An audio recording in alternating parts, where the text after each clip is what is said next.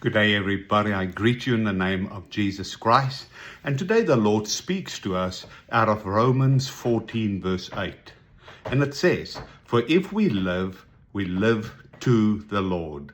And if we die to the Lord. Therefore, whether we live or die, we are the Lord's." See, this is a profound summary of what it is and how it is to live in Christ, to be in that harmony, that theosis, that participation of us. It basically teaches that every part of our existence, life and death, is to be offered to Christ because we belong entirely to Him. You see, in this verse, the context of that union with Christ, that self-offering, that theosis, participation in His divine life. And this is so amazing because we completely belong to Him. And we are united with Him.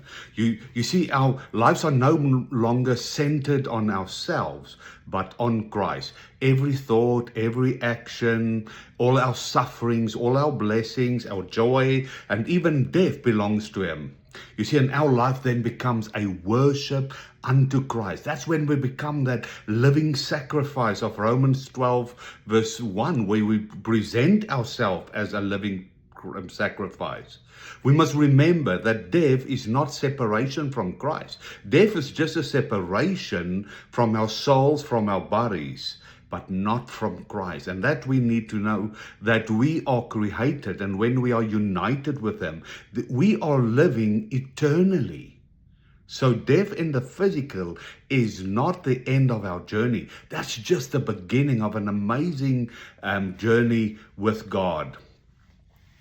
You see, we, in this oneness with Christ, in this theosis with Him, we get to participate in His divine nature and His grace, but everything is centered upon Him. You see, this is a total surrender. It's a total submission to the character, to the nature, to everything of God, His desires of everything. You see, in Romans 14, verse 8, we must realize where it says, "For to this end Christ died and rose and lived again, that I might be Lord both of the dead and of the living." You see, Christ's descent into Hades and His resurrection revealed His lordship over all of creation. And no place, even death itself, is beyond His saving powers. So what is this scripture basically telling us? My life belongs to Christ, and you love it and you desire it. My body is a temple of the Holy Spirit. My work, my prayer, my relationship are offerings to God. My suffering can be united with Christ's cross.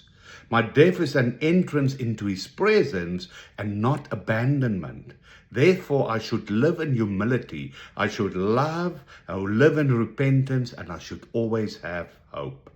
So our identity is not defined by ourselves, but by our communion with Christ. Whether we live or whether we die, we remain His forever and are seated with Him, in Him, on the throne, on the right hand of the Father, for eternity. I bless you.